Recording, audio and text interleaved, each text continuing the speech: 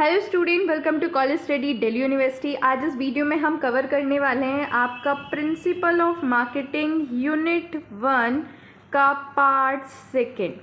Part 1 में already करा चुकी हूँ, जिसमें मैंने काफ़ी सारे कॉन्सेप्ट आपके कवर करा दिए थे। ये पार्ट सेकेंड होने वाला है, तो चलो देख लेते हैं कि इसमें आज हम क्या क्या कवर करेंगे। सबसे पहले तो हम कोर कॉन्सेप्ट ऑफ मार्केटिंग करेंगे, उसके अलावा हम फिलॉसफीज़ करेंगे, हम फिलॉसफीज़ करने वाले हैं। देन हम माइक्रो एंड मैक्रो इन्वायरमेंट करने वाले हैं। उसके बाद हम होलिस्टिक मार्केटिंग करने वाले हैं, मतलब इंटीग्रेटेड अप्रोच। ठीक है, तो अब हम ये सारी चीज़ें करने वाले हैं, तो चलो शुरू करते हैं। तो अब देख लेते हैं कि कोर कॉन्सेप्ट क्या क्या है मार्केटिंग के। देखो, हमें सबको पता है कि मार्केटिंग का जो कॉन्सेप्ट है वो उसका एम यही होता है कि जो कस्टमर की नीड है वो हम कॉम्पिटिटर से बेटर सेटिस्फाई कर सकें, और यही ऑर्गेनाइजेशन का गोल होता है। ठीक है, और मार्केटिंग सेलिंग ऑफ प्रोडक्ट नहीं होता है, ये इसके बियॉन्ड होता है। ये मैं ऑलरेडी आपको पार्ट 1 में बता चुकी हूँ। तो सबसे पहले कोर कॉन्सेप्ट में आता है आपका नीड, वांट एंड डिमांड। अब देख लेते हैं कि what is need, want and demand. So what is need? Need का मतलब होता है बेसिक ह्यूमन रिक्वायरमेंट, जैसे कि रोटी, कपड़ा, मकान। अब इसको भी दो पार्ट में डिवाइड किया गया है। फिजियोलॉजिकल नीड, जैसे तुम्हारा हवा, पानी, रोटी, कपड़ा, मकान, और सोशल नीड, तुम्हारी बिलोंगिंग, एजुकेशन और एंटरटेनमेंट। देखो, नीड ना नेचुरली एग्जिस्ट करती है, कोई मार्केटर इसे क्रिएट नहीं करता। ठीक है, और ये किसी भी मार्केटिंग एक्टिविटी की फाउंडेशन होती है, याद रखना। अगर ज़रूरत नहीं होगी तो सामान बनेगा ही नहीं। ओके, देन नेक्स्ट आता है वांट। वांट क्या होता है? अब वांट ना नीड ही होती है, लेकिन नीड जब कल्चर, पर्सनालिटी या इंडिविजुअल प्रीफरेंस के हिसाब से शेप होने लगे ना, तो वो वांट बन जाती है। जैसे कि मान लो तुम्हें भूख लगी है, यू आर हंग्री। ठीक है, अब तुम भूख लगी है तो तुम कुछ भी खा सकते हो। पिज़्ज़ा खा सकते हो, इडली खा सकते हो, और क्या खा सकते हो? पिज़्ज़ा, इडली, डोसा, कुछ भी खा सकते हो। लेकिन अगर तुम साउथ इंडियन होंगे तो चांसेस ये है कि तुम इडली डोसा खाओगे, बट अगर तुम बच्चे हो, जेनजी टाइप के हो, तो तुम्हें मोस्टली पिज़्ज़ा पसंद आएगा। या फिर अगर तुम क्या कहते हैं, एल्डर पीपल हो, ठीक है, नॉर्थ इंडियन एल्डर पीपल हो, तो आपको रोटी, दाल, सब्जी पसंद आएगा। तो जब जो आपकी नीड है, नीड क्या है? हंगर। अब हंगर में आप जो चीज़ खा रहे हो वो आपकी वांट्स कहलाती है, क्योंकि आपके कल्चर के हिसाब से, पर्सनालिटी के हिसाब से शेप हो गई है। ओके, आई होप आपको समझ आ गया होगा। Then moving to the next concept, what is demand. Demand क्या होती है? देखो, जब तुम्हारी जो वांट है, वांट को हम क्या कहते हैं? That is your willingness to have something. ठीक है, वांट। जब इसमें आपका मनी जुड़ जाता है, मनी मतलब अब आपके पास पैसे भी हैं उस चीज़ को खरीदने के लिए। मान लो आपको एक कार खरीदनी है, ठीक है, दैट इज़ योर वांट, कि तुम्हें कार खरीदनी है। बट अगर तुम्हें कार खरीदने के लिए तुम्हारे पास पैसे भी हैं प्लस मनी, तो इसे हम कहते हैं demand. So demand are want backed by ability and willingness to pay, that is demand. अब 5 तरह की जो नीड है यहाँ पे बताई गई है। पहला, स्टेटेड नीड। मान लो आप एक लग्जरी कार खरीदने गए हो, ठीक है, इसे एग्जाम्पल से समझो। तो आपकी स्टेटेड नीड क्या होगी कि आपको एक अफोर्डेबल कार चाहिए, आप ये जाके उसे बोल दोगे। स्टेटेड मतलब जो आप बोल सकते हो। Then real need. Real need क्या है कि आपको कस्टमर की जो एक्चुअल रिक्वायरमेंट होती है ना, वो रियल नीड होती है कि आपको कार जो चाहिए वो लो ऑपरेटिंग कॉस्ट की और सेफ्टी के लिए, सेफ्टी वाली चाहिए, जिसमें बढ़िया सेफ्टी हो।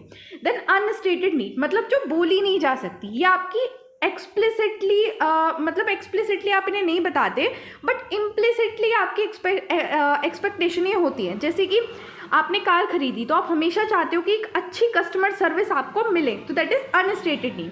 Then delight need. Delight need मतलब जिससे आप, अगर ये नीड पूरी होगी तो आप खुश हो जाओगे एकदम, दैट इज डिलाइट नीड। जैसे अगर आपको फ्री एसेसरीज मिल गई तो। Then secret need. सीक्रेट तो आपको पता ही होगा, सबके पास होते हैं सीक्रेट। सीक्रेट नीड क्या होता है कि कस्टमर इसको एक्सप्रेस बिल्कुल नहीं करता। जैसे आपको पता है कि कार एक स्टेटस सिंबल है, लेकिन कभी कोई ये जाके नहीं बोलेगा कि मैं इतनी महंगी कार इसलिए ले रहा हूँ क्योंकि मुझे स्टेटस दिखाना है, ऐसा नहीं बोला जाएगा। तो they are the secret need, कि जो कस्टमर एक्सप्रेस नहीं करना चाहता। देन नेक्स्ट कॉन्सेप्ट आता है हमारा product. What is product? Anything जो आपकी नीड या वांट को सेटिस्फाई करे, दैट इज प्रोडक्ट। प्रोडक्ट आपका टेंजिबल भी हो सकता है, इंटेंजिबल भी हो सकता है, कोई experience, idea, people, place, organization, information, कुछ भी हो सकता है।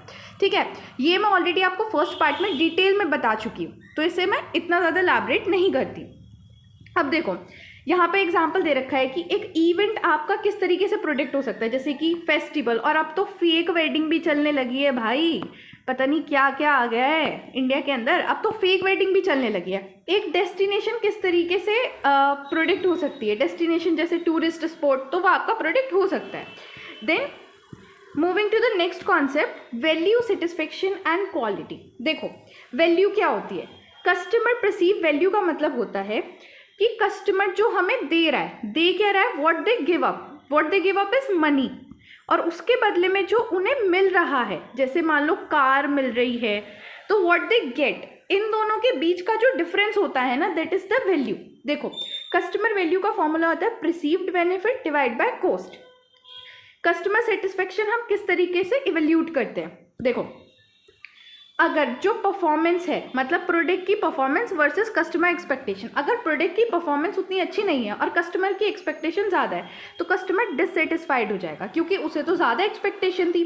बट अगर इक्वल है तो सेटिस्फाई रहेगा, और अगर ज़्यादा है, मान लो उसे एक्सपेक्टेशन थी नहीं कि ये जो मेरी कार है वो 4 साल तक चल जाएगी, बट कार 5 साल तक चल गई, तो वो डिलाइट हो जाएगा, खुश हो जाएगा।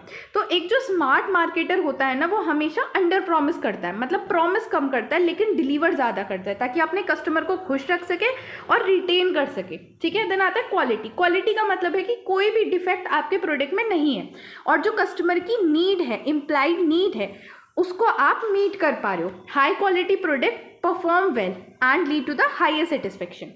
देन नेक्स्ट कॉन्सेप्ट आता है एक्सचेंज। एक्सचेंज ना मार्केट का सबसे बेसिक कॉन्सेप्ट है। एक्सचेंज का मतलब क्या होता है, giving something to get something of value in return. ठीक है, बहुत टाइम से ये चलता आ रहा है, पहले बार्टर सिस्टम चलता था।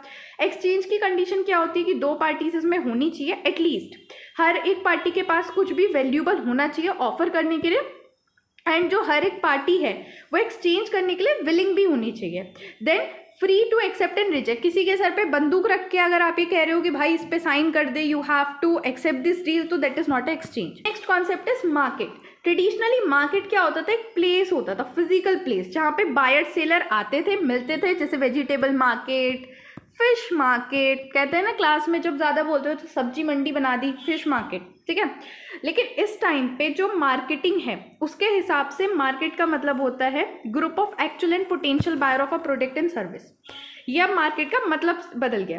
तो देखो मार्केट के अंदर क्या क्या होता है, पीपल जिनके नीड या वांट है, ठीक है, उनके पास रिसोर्सेज भी होने चाहिए अपनी नीड को फुलफिल करने के लिए, और वो विलिंगनेस टू एक्सचेंज भी होने चाहिए। तो that is the market. Now the marketing has change the meaning of market. ठीक है, देन आता है marketer perform for the following task in a market. जो मार्केटर है वो क्या क्या फॉर्म करता है, सबसे पहले वो कस्टमर की नीड को आइडेंटिफाई करता है, फिर एक वो सुटेबल प्रोडक्ट को डिज़ाइन करता है ऑफर करने के लिए, फिर उसका प्राइस, प्रमोशन और डिलीवरी करता है प्रोडक्ट की, और कस्टमर के साथ एक अच्छा रिलेशन वो बिल्ड करता है। साइज ऑफ मार्केट किस चीज़ पे डिपेंड करता है कि नंबर ऑफ पीपल कितने हैं जिनको वो प्रोडक्ट चाहिए, उनकी परचेसिंग पावर क्या है, और वो विलिंगनेस टू एक्सचेंज है या नहीं। ये जो 3 फैक्टर है ना, इनको अच्छे से याद कर लेना। ठीक है, तुम्हारे मोस्ट ऑफ द कंटेंट में और आंसर राइटिंग में ये हेल्प करेंगे। देन आता है हमारा नेक्स्ट कॉन्सेप्ट। ये नेक्स्ट टॉपिक अब शुरू हो गया, that is evolution of marketing concept. कि मार्केटिंग कॉन्सेप्ट कैसे इवोल्यूट हुआ है। देखो मार्केटिंग कॉन्सेप्ट ना बहुत ज़्यादा चेंज हुआ है सेंचुरीज से, मतलब ओवर द सेंचुरी बहुत ज़्यादा इसमें चेंज आया है। इंडस्ट्रियल रिवोल्यूशन 18 और 19 सेंचुरी में इसे काफ़ी ज़्यादा इसे चेंज किया है। देखो प्रोडक्शन फोकस शिफ्ट से अब जो मार्केट है वो कस्टमर सेंट्रिक हो गया, और उसके भी आगे, अब एक कदम आगे सोसाइटी ओरिएंटेड हो गया। अब हम समझेंगे कि कैसे ये सारी चीज़ें हुई हैं। 5 मेजर कॉन्सेप्ट हम इसके समझने वाले हैं कि कैसे ये इवॉल्व हुआ है। देखो तो यहाँ पे मैंने एक डायग्राम अटैच किया है फॉर योर अंडरस्टैंडिंग। सबसे पहले था प्रोडक्शन कॉन्सेप्ट, देन आया प्रोडक्ट कॉन्सेप्ट, उसके बाद selling, marketing and societal concept. At present societal concept चल रहा है, तो एक एक करके समझते हैं। सबसे पहले प्रोडक्शन कॉन्सेप्ट को समझेंगे। सो हमारा production concept oldest marketing philosophy है। ये कहती है कि जो कस्टमर है वो सस्ता और जल्दी मिलने वाले सामान को प्रीफर करती है। अगर कोई भी सामान अफोर्डेबल है एंड रीडली अवेलेबल है तो कस्टमर उस चीज़ को प्रीफर करेगा। तो इसका कहना ये था कि आप मास प्रोडक्शन करो, ज़्यादा से ज़्यादा प्रोड्यूस करो और ज़्यादा से ज़्यादा जगह पे इसे डिस्ट्रीब्यूट करो, क्योंकि अगर सस्ता मिल रहा होगा तो लोग ना जल्दी से ले लेंगे।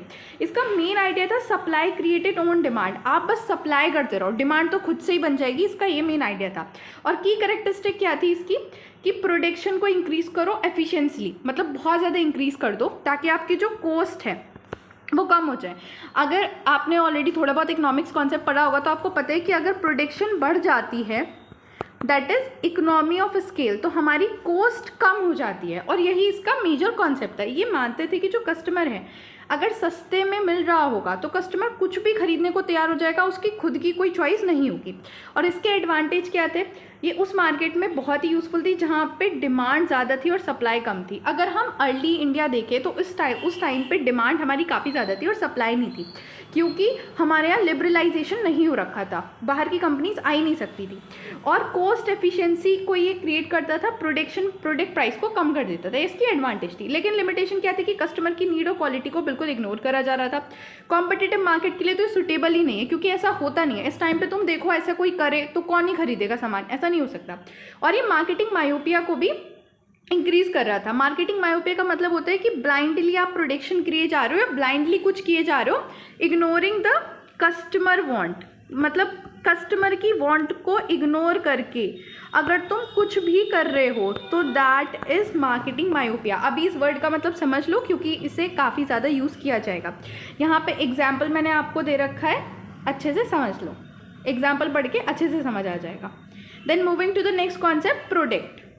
देखो तो प्रोडक्ट कॉन्सेप्ट ये कहता था कि कस्टमर वो चीज़ परचेस करता है जो उसे बेस्ट क्वालिटी की लगती है। मतलब अगर कोई भी प्रोडक्ट मान लो बहुत ही महंगा है, बहुत ज़्यादा एक्सपेंसिव भी है, लेकिन वो बेस्ट क्वालिटी है तो कस्टमर उसे प्रीफर करेगा, क्योंकि उसके अंदर क्वालिटी, परफॉर्मेंस और फीचर होंगे। अब ये ना फिलॉसफी इस टाइम पे आईफोन पे लग सकती है, ठीक है, कि आईफोन को ना ज़्यादा से ज़्यादा लोग परचेस कर रहे हैं, आईफोन, ठीक है। और इसीलिए ये जो कंपनी थी वो कंटिन्यूसली अपने प्रोडक्ट को इम्प्रूव करती रहती थी। और इसका मेन आइडिया था built a better product and the customer will come to you. एक अच्छा प्रोडक्ट बनाओ और कस्टमर खुद तुम्हारे पास आएंगे। और इसकी की कैरेक्टरिस्टिक है सुपीरियर क्वालिटी, प्रोडक्ट क्वालिटी पे फोकस करता था कि अच्छे से अच्छी क्वालिटी बनाओ, इनोवेटिव टू इनोवेटिव लेके आओ कुछ ना कुछ अच्छा। और यहाँ पे टेक्निकल एक्सीलेंस को हमेशा प्रायोरिटी दी जाती थी, ठीक है।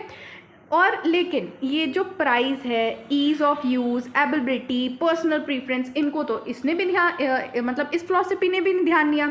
मतलब कस्टमर की जो वांट है उस पर तो कोई ध्यान ही नहीं दे रहा यहाँ पे, ना प्रोडक्शन ने दिया ना प्रोडक्ट ने दिया। अब इसकी एडवांटेज देख लेते हैं। तो एडवांटेज क्या थी, रिसर्च और डेवलपमेंट को इनकरेज करता था, टेक्नोलॉजी और इनोवेशन को इंक्रीज करता था, स्ट्रॉन्ग रेपुटेशन बना देता था। बट लिमिटेशन क्या है कि इसने जो मार्केट की डिमांड है और कस्टमर के बिहेवियर है उसको तो इग्नोर ही कर दिया, और अगेन मार्केटिंग मायोपिया क्रिएट कर दिया।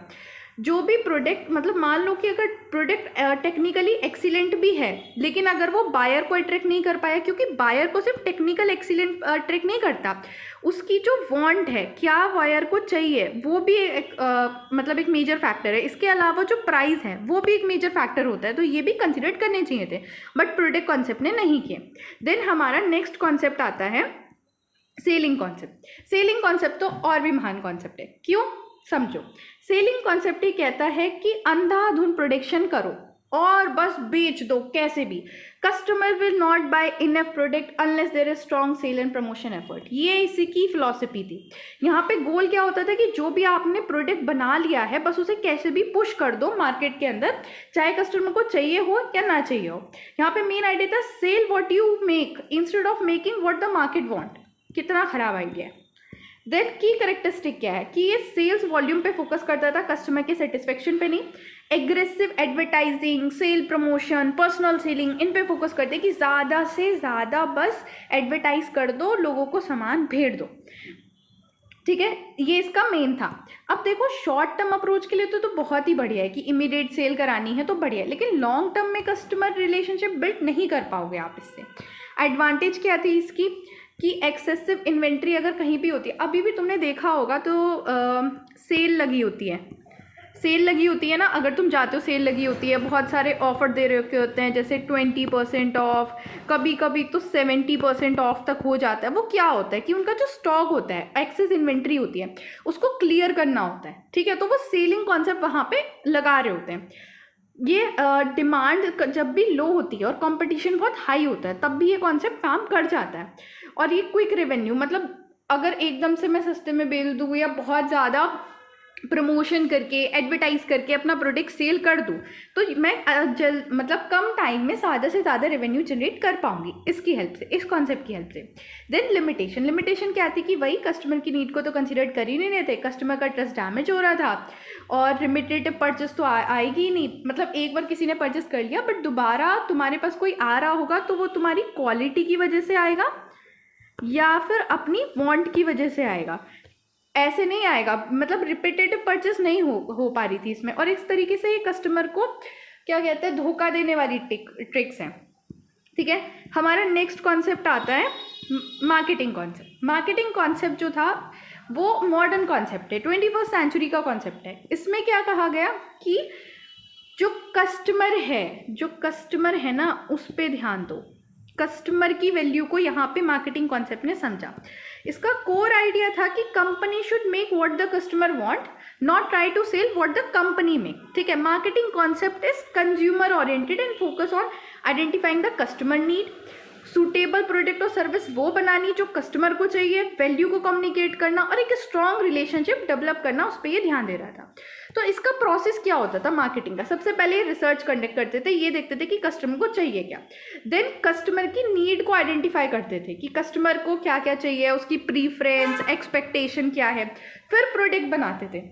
तो मार्केटिंग कॉन्सेप्ट मार्केटिंग कॉन्सेप्ट पहले मार्केट से ही शुरू होता है कि कस्टमर को समझने से ही ये कॉन्सेप्ट जो है वो शुरू होता है, मार्केट को समझने से। अब देख लेते हैं कि फीचर क्या है मार्केटिंग कॉन्सेप्ट के। तो पहला है कस्टमर ओरिएंटेड। ये जो प्रोसेस है ये स्टार्ट होता है कस्टमर की नीड को समझने से कि व्हाट द कस्टमर वांट। तो सबसे पहले कस्टमर को समझा जाता है। देन मार्केट रिसर्च, उसके बाद मार्केट रिसर्च की जाती है, कंज्यूमर के बिहेवियर को समझा जाता है, मार्केट चेंज को देखा जाता है और मार्केट चेंज को अडॉप्ट भी किया जाता है quickly and efficiently. Then integrated marketing मतलब अभी हम आगे भी पढ़ेंगे, हॉलिस्टिक मार्केटिंग इसे कहते हैं, बट अभी थोड़ा बेसिक समझ लो।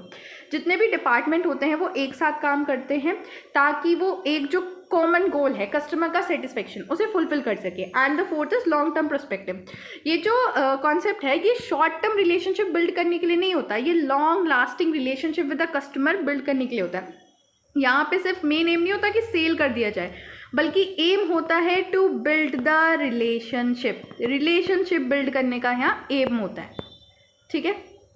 देन आता है सिग्निफिकेंस ऑफ मार्केटिंग कॉन्सेप्ट। अब मार्केटिंग कॉन्सेप्ट का सिग्निफिकेंस क्या है? पहला है कि बेटर प्रोडक्शन एक्सेसिबिलिटी। अगर प्रोडक्ट हमारा उसी तरीके से डिज़ाइन किया जाएगा जैसे कि कस्टमर की नीड है तो हमें बेचने में ज़्यादा एफर्ट्स नहीं लगाने पड़ेंगे। Then adopting to the marketing change.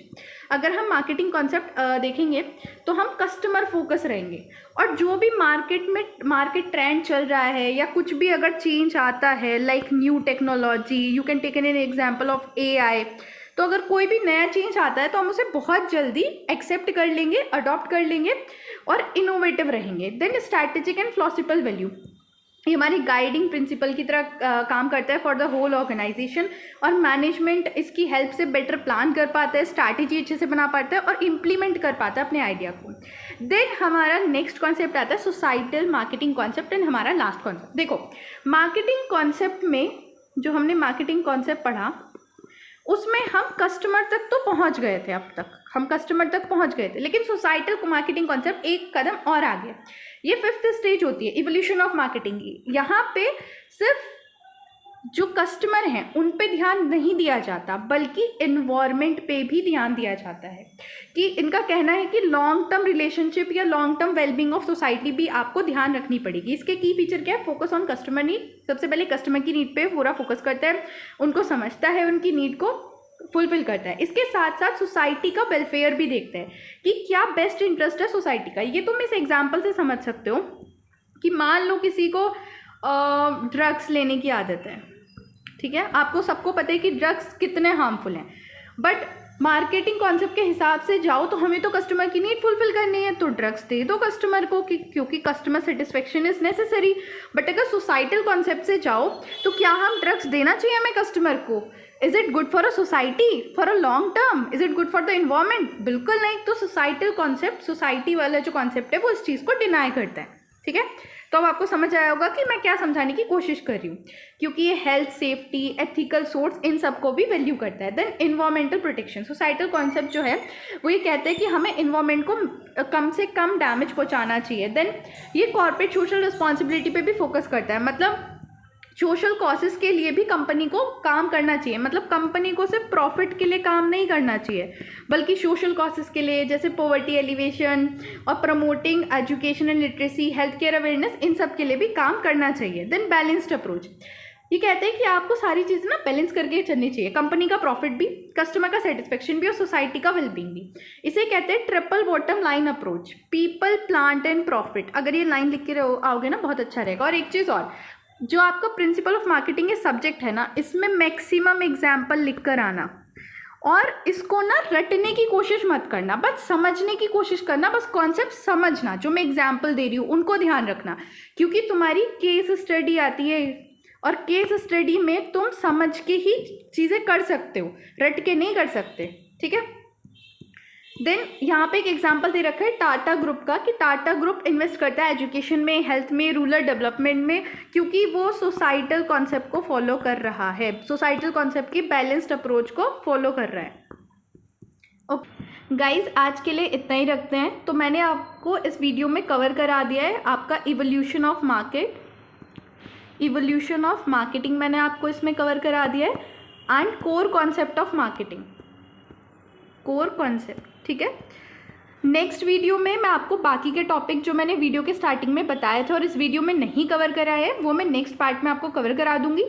अच्छे से इस वीडियो को देख लेना, कोई भी डाउट हो तो बता देना। और अगर आपको इस वीडियो के नोट्स चाहिए तो आप हमारे टेलीग्राम चैनल को फॉलो कर सकते हो। टेलीग्राम चैनल का लिंक आपको डिस्क्रिप्शन बॉक्स में मिल जाएगा। आपके बाकी सब्जेक्ट की वीडियोस भी इसी चैनल पे आएंगी, तो अपने दोस्तों में से शेयर कर दो। थैंक्स फॉर वॉचिंग, वीडियो को लाइक करो, चैनल को सब्सक्राइब करो। Thank you so